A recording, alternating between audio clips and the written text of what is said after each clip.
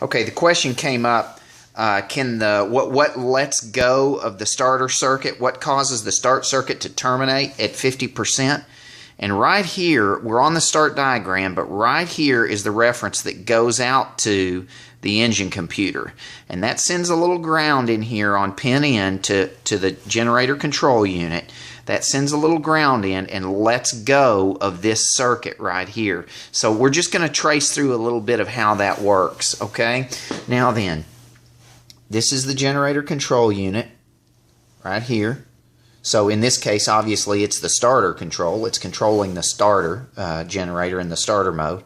This is the big panel in the back of the airplane. Okay, the big electrical center. And then this is all the switches in the cockpit. Okay, so now what we're assuming is the starter is turning already. Everything's running. And the GCU is holding the starter turning. What causes it to stop? Okay, the answer is there's a little wire that comes in here, goes this way, and provides power through to the hold circuit.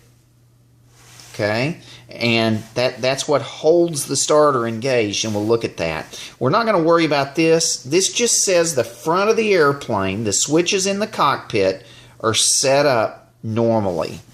So that's the red generator switch is on, the ignition breaker's push, the motor start stop is in the middle, the throttle's over the idle. You know, that's all the normal switch settings in the cockpit. We're not going to go through that.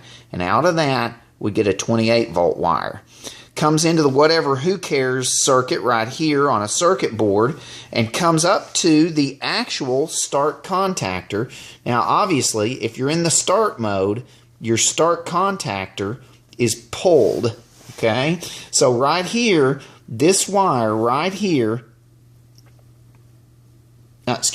this wire right here goes through the start contactor on the pulled contacts. So this circuit we're doing right here, 28 volts from all the buttons and switches, goes through here, goes through the start contactor. This is the light, the small contacts, and comes down to what we call the holding circuit.